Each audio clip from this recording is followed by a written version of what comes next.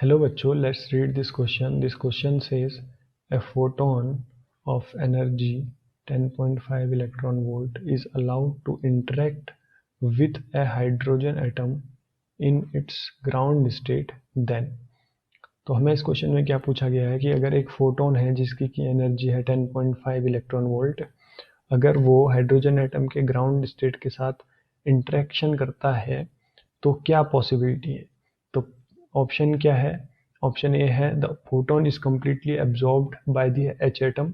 क्या वो फोटोन जो है वो हाइड्रोजन एटम कम्प्लीटली एब्जॉर्ब कर लेगा। या ऑप्शन बी है the photon can not excite the H atom and comes out with energy 10.5 electron volt.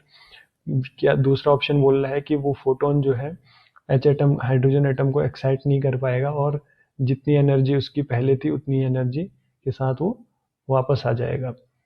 Option C है the photon transfers 10.2 electron volt energy to H atom exciting it to first excited state. Option C है हमारा कि क्या वो photon जो है 10.2 electron volt अपनी energy जो है हाइड्रोजन एटम में ट्रांसफर करेगा और उसको एक्साइट कर देगा फर्स्ट एक्साइटेड स्टेट में। या फिर ऑप्शन डी जो है वो है नन ऑफ दीज। तो इस क्वेश्चन का जो की कॉन्सेप्ट है वो है excitation of hydrogen atom, excitation of hydrogen atom.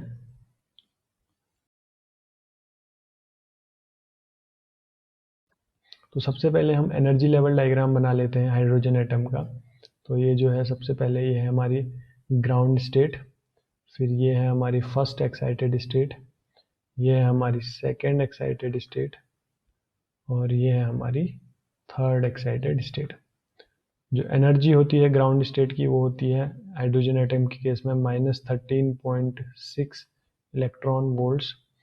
जो सेकेंड फर्स्ट एक्साइटेड स्टेट की जो एनर्जी है E2 वो है -3.4 इलेक्ट्रॉन वोल्ट्स। और एंड जो E3 है सेकेंड एक्साइटेड स्टेट की एनर्जी वो है -1.51 इलेक्ट्रॉन वोल्ट्स। एंड जो थर्ड एक्साइटेड स्टेट की जो एनर्जी है वो है -0.85 इलेक्ट्रॉन वोल्ट्स। तो ये हमारी ग्राउंड स्टेट है, ये हमारी फर्स्ट एक्साइटेड स्टेट है, ये सेकेंड एक्साइटेड एंड ये थर्ड एक्साइटेड स्टेट।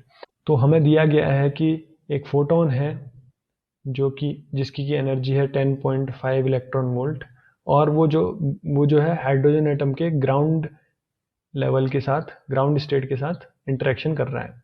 तो सपोज ये ग्राउंड स्टेट में जो इलेक्ट्रॉन है वो है, तो ये इलेक्ट्रॉन जो है इस फोटोन की एनर्जी को तभी एब्जॉर्ब करेगा जबकि इसकी एनर्जी इतनी हो कि ये जो है या तो सेकेंड स्टेट में जाए या फिर थर्ड स्टेट में जाए या फोर्थ स्टेट में जाए।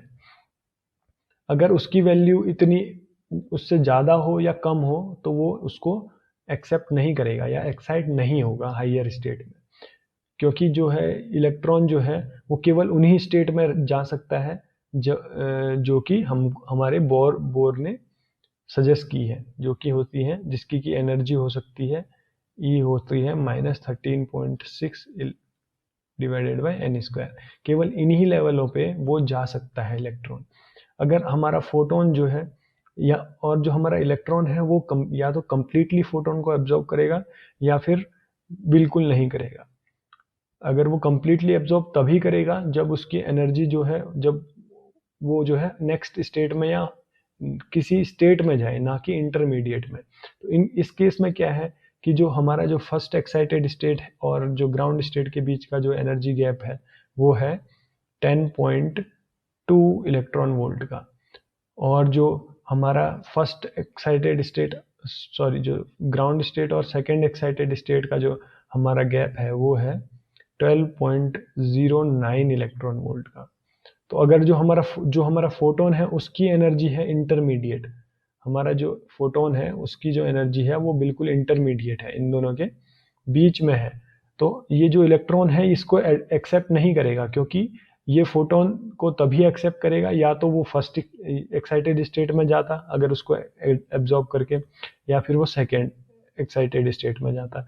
लेकिन इसमें क्या है कि वो इंटरमीडिएट रेंज पे आ रहा है, तो ये जो हमारा इलेक्ट्रॉन है एक्साइट नहीं होगा और जो हमारा फोटोन है एज इट इज जो है वो हमको मिल जाएगा with the energy of 10.5 electron volt.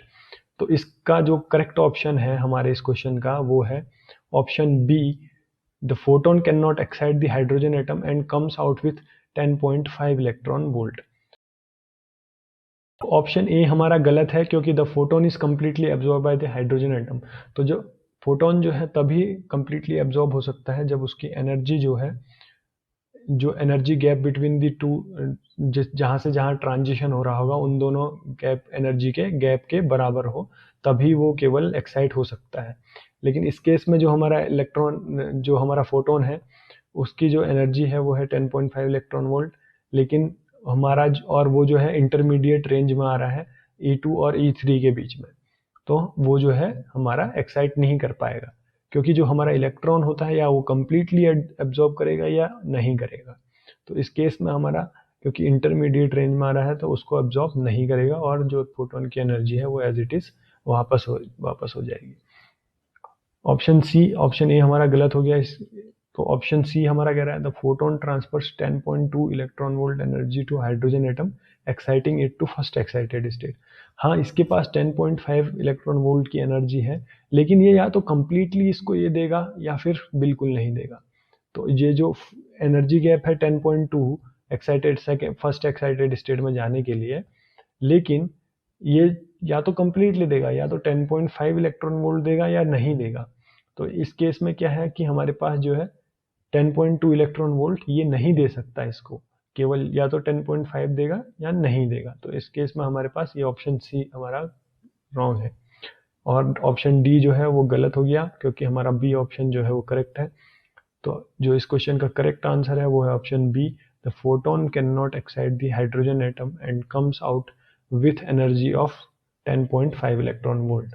So जैसा गया था वैसे ही वो वापस आ जाएगा, क्योंकि हमारा जो इलेक्ट्रॉन है वो केवल उस ट्रांजिशन जिन दो स्टेट में हो रहा है उन दोनों की एनर्जी गैप के बराबर ही हमारा, अगर फोटोन की एनर्जी है तभी उसको एक्सेप्ट करता है। I hope you understand this question very well. Best of luck.